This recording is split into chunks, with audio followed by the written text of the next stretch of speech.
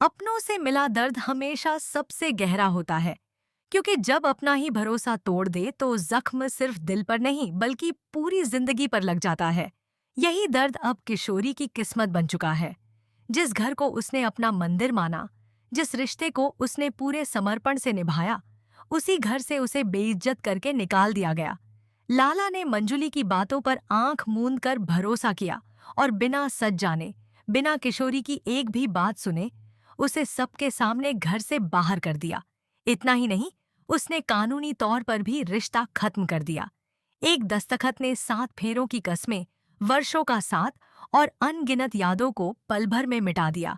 लेकिन किशोरी के लिए यह रिश्ता सिर्फ कागज का बंधन नहीं था, बल्कि उसकी पूरी दुनिया था। उसने कभी दौलत या शोहरत नहीं मांगी, सिर्फ अपने पति का विश्वास और साथ चाहा था। मगर उसके हिस्से में मिला सिर्फ अपमान, अकेलापन और आंसू। घर की चौखट छोड़ते समय किशोरी का हर कदम कांप रहा था।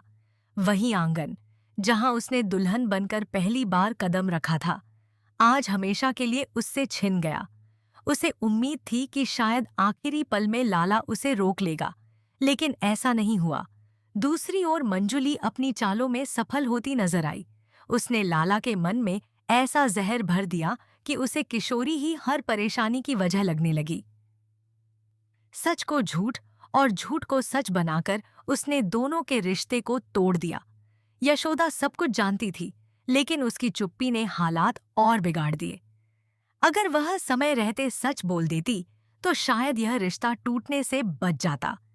लाला यह भूल गया कि जब पूरी दुनिया उसका मजाक उड़ाती थी, तब सिर्फ किशोरी ही उसके साथ खड़ी थी। उसने हर मुश्किल में उसका हौसला बढ़ाया, उसके सपनों को अपना सपना बनाया और अपनी खुशियों का त्याग करके उसे सफलता तक पहुंचाया। लेकिन सफलता मिलने के बाद लाला ने उसी इंसान को अपनी जिंदगी से निकाल दिया, जिसने उसके संघर्ष के दिनों में सबसे बड़ा सहारा दिया था। उसे यकीन था कि मंजुली ही उसकी सच्ची हितैषी है, लेकिन सच ज्यादा समय तक छिप नहीं सकता। उधर किशोरी ने टूटने के बजाय खुद को संभालने का फैसला किया। उसने अपने आंसुओं को अपनी कमजोरी नहीं बनने दिया और नई जिंदगी की शुरुआत करने का संकल्प लिया। उसके दिल में आज भी लाला के लिए प्यार था, लेकिन अब उस प्यार के साथ गहरा दर्द भी जुड़ चुका था। समय के साथ मंजुली का लालच भी सामने आने लगा। उसका असली मकसद घर और संपत्ति पर कब्जा करना था। धीरे धीरे कुछ ऐसे सबूत सामने आने लगे जिन्होंने पूरी कहानी की दिशा बदल दी। लोगों को समझ आने लगा कि किशोरी पर लगाए गए सभी आरोप झूठे थे और उसके साथ बहुत बड़ा अन्याय हुआ है। वहीं लाला के मन में भी बेचैनी बढ़ने लगी। घर का हर कोना उसे किशोरी की याद दिलाने लगा। उसे एहसास होने लगा कि उसने कभी अपनी पत्नी की भावनाओं को समझने की कोशिश ही नहीं की और दूसरों की बातों में आकर अपनी जिंदगी का सबसे बड़ा फैसला कर लिया। पछतावे की आग अब उसे अंदर ही अंदर जलाने लगी। दूसरी तरफ किशोरी पहले से कहीं ज्यादा मजबूत बन चुकी थी।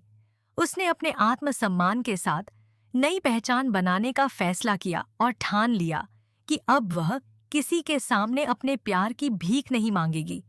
अगर कोई उसे वापस चाहता है,